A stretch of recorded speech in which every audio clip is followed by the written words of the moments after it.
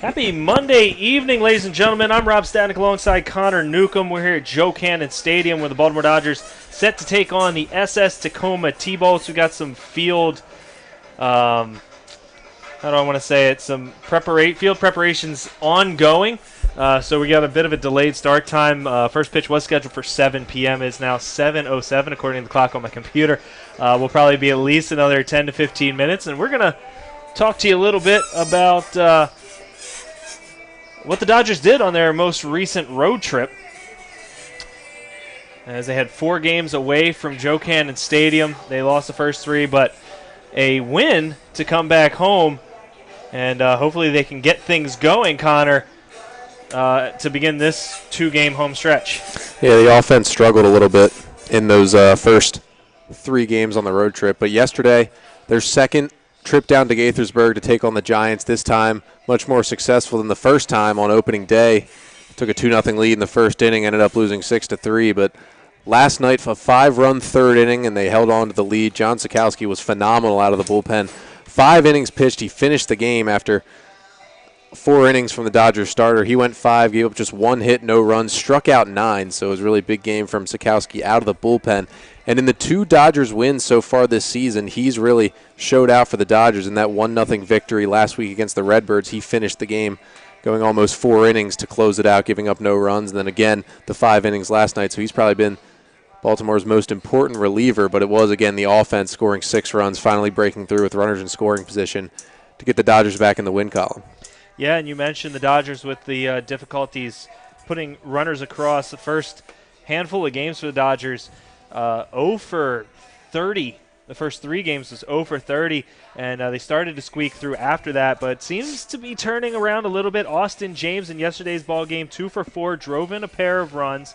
As you mentioned, that 5-run inning powering the team to a victory. They take on a T-Bolts team that's coming into today's game losers of 4 in a row, or excuse me, 3 in a row, as they split their first 2.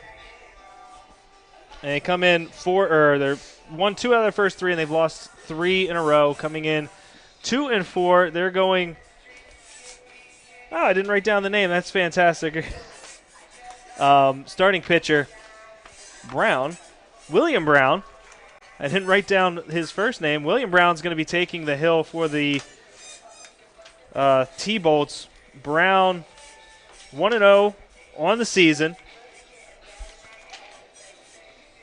Apparently I did not prepare enough. He appeared in 12 games this season for Anne Arundel Community College Riverhawks. He made 9 starts in those ball games, went 51 in the third innings, compiled an ERA of 3.68. So how are the Dodgers going to have to continue their hitting ways to get on top of the starting pitcher here tonight for the T-Bolts? Yeah, it shouldn't be any nerves for Brown, as he's one of the only guys who will be making his second start this summer for the T-Bolts. As you said, he got the W last time out, but at 3.68 ERA, he struck out 70 batters in 51 in the third innings this year, but walked 34, so right about 2-1 in the strikeouts to 1.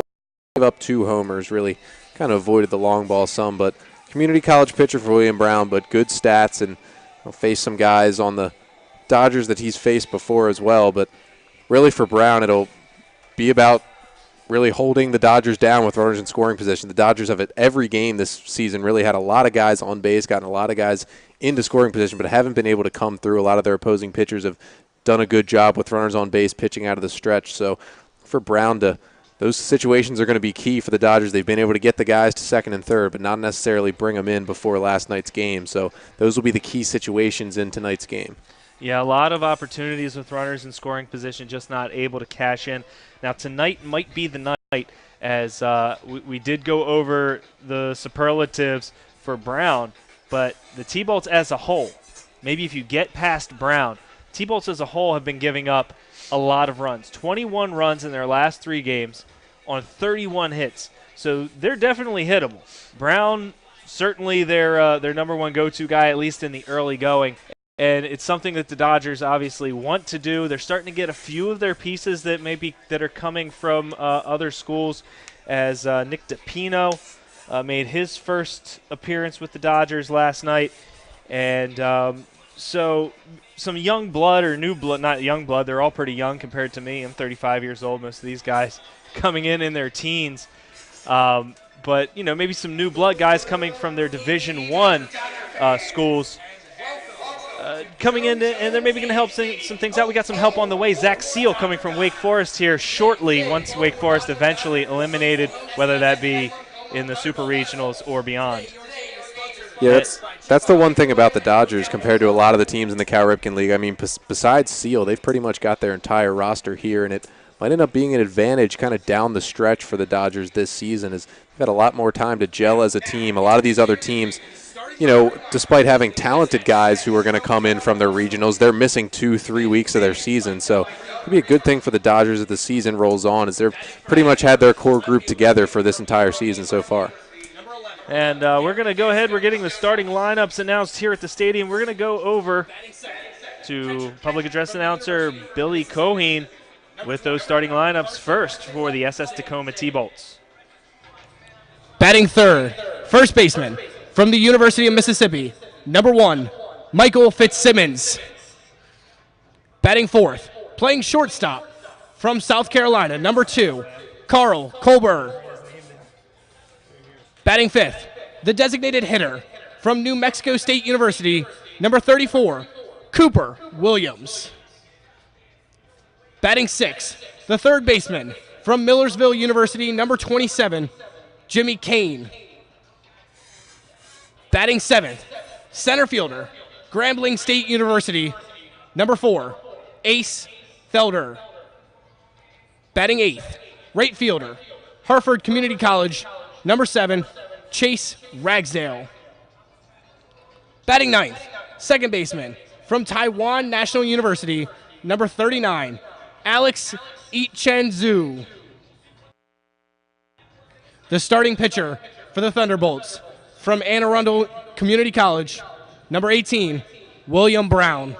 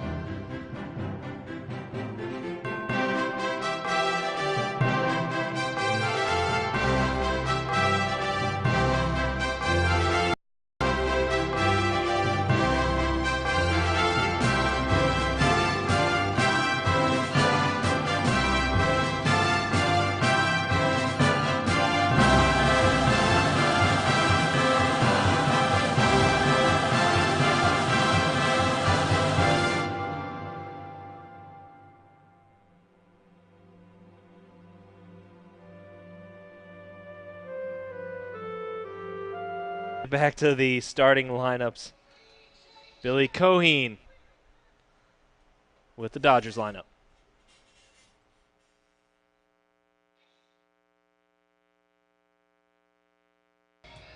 And now, your starting lineup for your Baltimore Dodgers.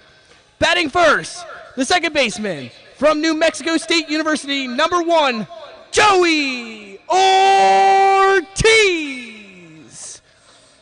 Batting second, left fielder from Creighton University, number 3, Nick Ortega. Batting third, center fielder from the State College of Florida, number 30, Jaron Shelby. Batting fourth, first baseman from Judson University, number 22, Connor Groove. Batting fifth, right fielder from University of California, Berkeley, number 2, Brandon McElwain.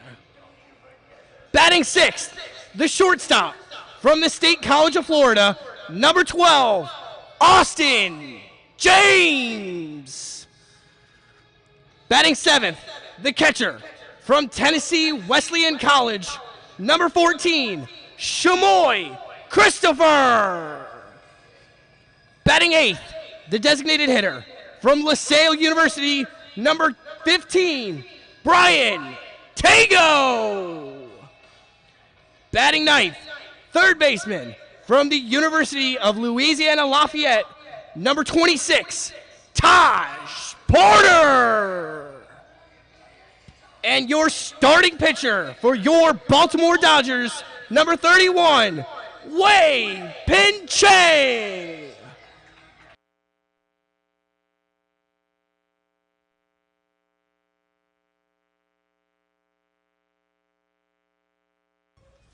Ladies and gentlemen, at this time, please join our players and coaches in honoring America and celebrating our freedom and those that protect it, both here and away.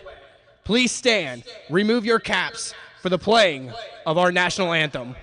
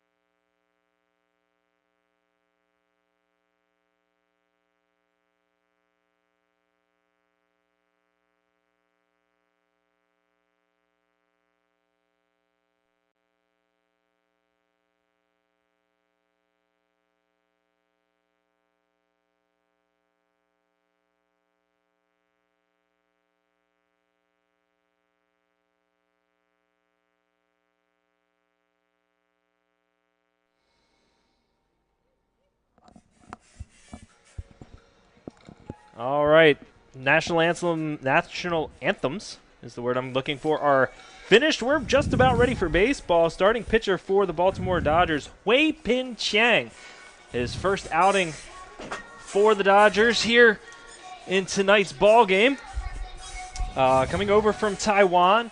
Not a whole lot of information on Chang coming in. I do know, however, that he did sustain an injury during high school that caused him to miss a good amount of time, and he's just really trying to get back into it.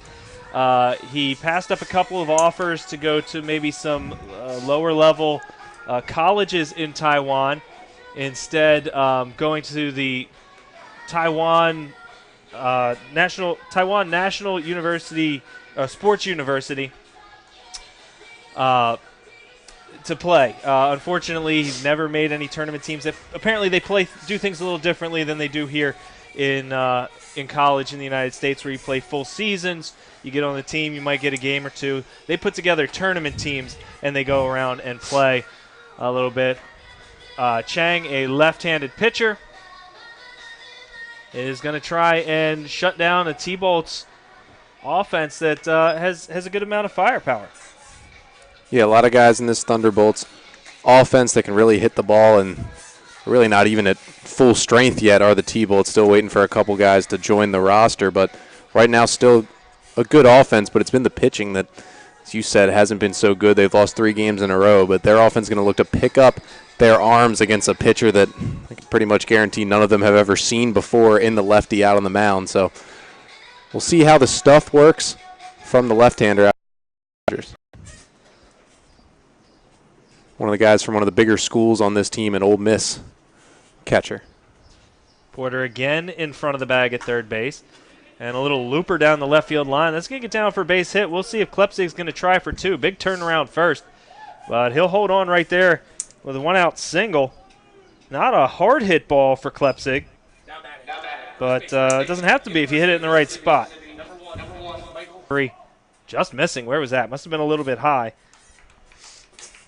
As I was saying, it started out, it was really hot when we got here today. I thought it was going to be a pretty miserable day, but it's turned out to be a pretty nice evening with the sun starting to go down.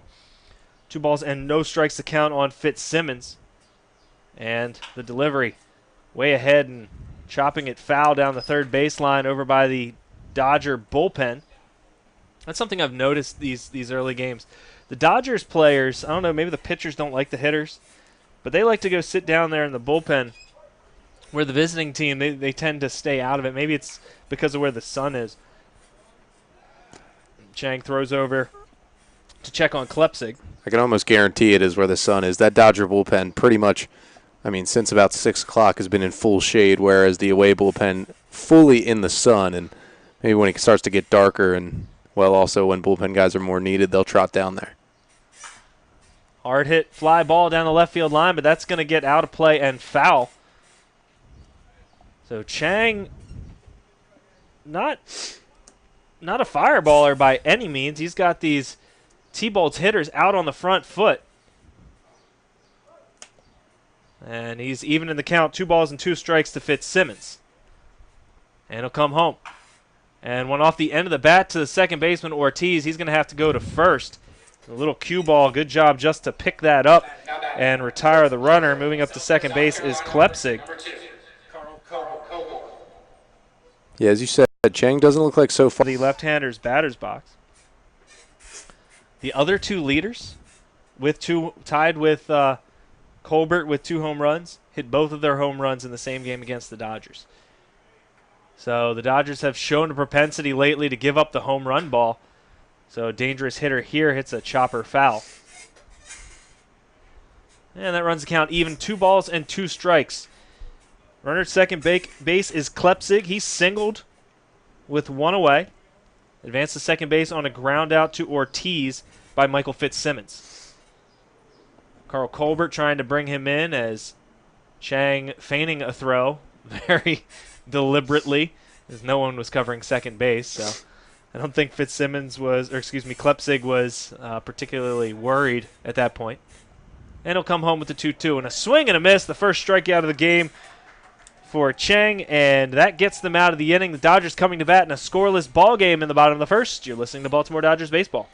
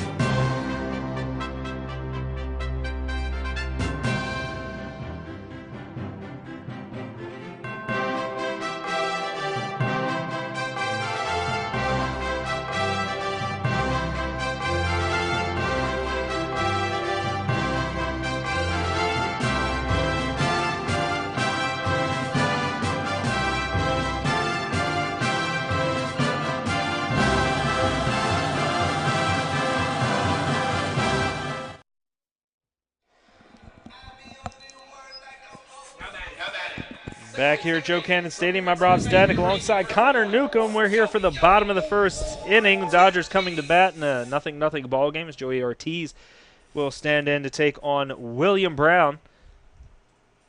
Righty-righty matchup here to begin the ball game. Brown in his second season with the T-Bolts will deliver the first pitch to Ortiz, and Ortiz will pop it high out behind the second baseman. Going back is Zhu, but calling him off is the right fielder Ragsdale for out number one. Joey Ortiz retired on one pitch. Now that, left field, from Creighton University, number 3, Ortega. Nick Ortega will stand in, another righty-righty matchup here. Brown, as I said, in his second season. Delivers to Ortega, and that'll miss high. Ball and no strikes. Last year appeared in 6 games, making 5 starts for the T-Bolts. The 1-0 will be in the dirt. 2 balls and no strikes. 30 2/3 innings, struck out just 18, gave up 25 hits, but didn't allow too many runners to score. It's just a 3.52 ERA and went 5-1. So a good summer last year. And he's starting off this summer pretty well as the 2-0 pitch swung on and missed. 2 balls and 1 strike to Ortega. And the 2-1 delivery. That one popped foul out of play off to the right. And that'll even the count, 2 balls and 2 strikes. Looks so far like Brown's got a little bit of natural cut to that fastball run away from the righties. And, of course, either to try and jam the left-handers or paint the outside corner. Ortega waiting the 2-2, and it'll come home, and it'll come in high. And that'll run the count full after a 1-pitch out. Brown going the distance with Ortega, and he'll deliver the 3-2. And Ortega will foul that one off right here above our heads. That might. And here comes the 3-2 delivery again. Ground ball towards second. Zhu is right there, and he makes the play for out number 2. From the State College of Florida, number 30, Jaron Shelby. Jaron Shelby will stand in. Shelby in last night's ball game 0 for 2, but scored a pair of runs. Dodgers with a right-handed heavy lineup. And you'll see that quite a bit here in Summer League Baseball as Shelby swings at the first pitch, hits it high out into right field. Ragsdale coming in. He settles under it, has to take a couple steps back and makes the catch for out number 3. The Dodgers go down in order. We're going to head to the top of the second inning. This is Baltimore Dodgers baseball.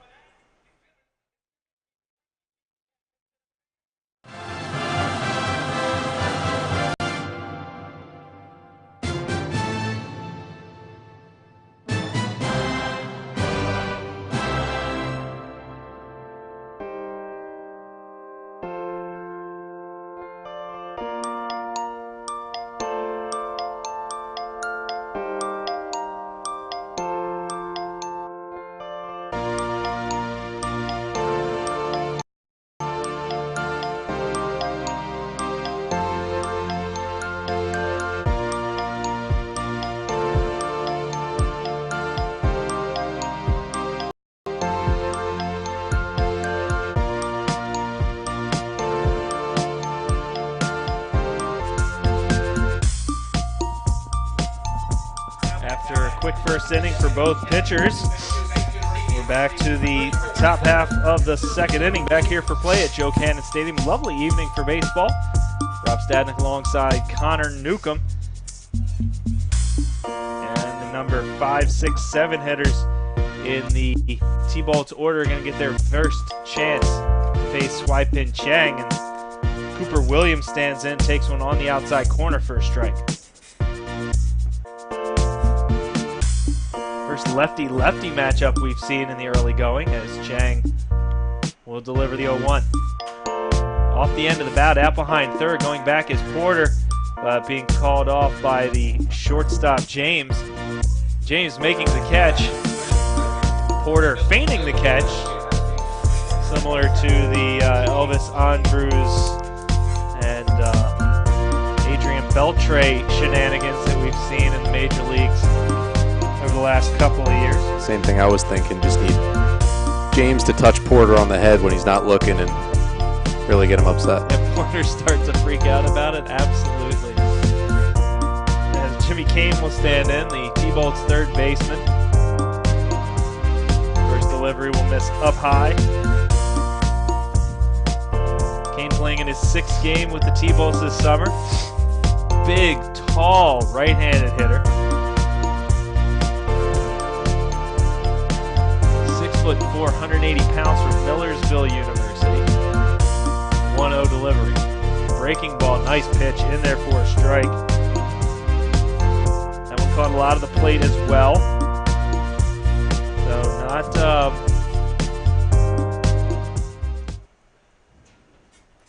not necessarily working the corners here, but Chang's delivery, I think, getting, again, the T-Bolts off balance is a hard ground ball towards Porter, and he lets it go through his legs down the line. Trying to get into second is Kane, and he's in there safely. It's going to be a 2-base error on Porter. A runner in scoring position with just one away.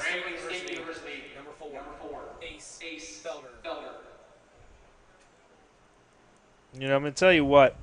They take all this time to water the field, and it's still dusty. After like 20 minutes, it's dry again and dusty, and it's just it's almost like, what's the point? Let's just get the game going. Don't stop, or don't start us late. First delivery to ace fielder is up high. Porter in again in front of the bag. Have to imagine he's going to see a lot of action here in this ball game. The 1-0 as Felder had squared to bunt, but Chang missing up high. 2 balls and 0 strikes on the T-Bolt's center fielder. Runner at second, 1 away. Shadows starting to get long on the field as the fastball will catch the outside corner for a strike. That one actually looked to be a little bit off the plate. Chang, I think, got a call there, but he'll take it. So will we. As it gets him back in the count, 2 balls and 1 strike. Chang will check the runner at second and come home, 2-1. That's in the dirt, and Christopher can't keep it in front of him. That's going to get all the way to the backstop. Moving up to third base on the wild pitch is Jimmy Kane. And now a runner at third with less than 2 away. And Chang in some real hot water now. Yeah, not really the way you want a runner to get to third. You want to make him earn it. Instead, the 2-base error and a wild pitch has a run, just a fly ball or a ground ball up the middle away. It looks like the Dodgers will bring the corners in even with the bag, but James and Ortiz will play back up the middle. As we said before, Chang not really a strikeout pitcher, but he gets a swing and a miss here. So just 1 strike away from getting Felder without allowing a run. Got to make another good pitch. Can't give in here. It's not the end of the world if you put him on first. 3-2, swung on and missed. Nice pitch by Chang. And second strikeout of the game is a big one for the lefty from Taiwan. And Chase Ragsdale will come to the plate trying to get that runner home from third. As Felder had the best opportunity, just needed to put the ball in play, really, but unable to do so. And Ragsdale will come in. He squares to bunt. I mean, I guess a bunt base hit will work, but I know you said you hate bunts, so tell me what you think there. I mean, Porter's even with the bag, so you got to have good speed to get that as a hit. He's probably trying to put it down the first base line with Grove back. And he squares again and takes a second consecutive pitch up high. It's 2 balls and no strikes to Ragsdale. I just, to me, I mean, that just doesn't show that you have confidence in your bat to me, that you're going to try and bunt for a base hit with a runner at third here. So he doesn't square this time, and he swings through way in front of the delivery from Chang. Yeah, not a squeeze play because there's 2 outs and they can just throw you out at first to end the inning, but Maybe was thinking he could have gotten one down with a lot of area up the middle, but now swinging away and behind 2-1. And he turns on one, hits it down the line, but well foul. So not really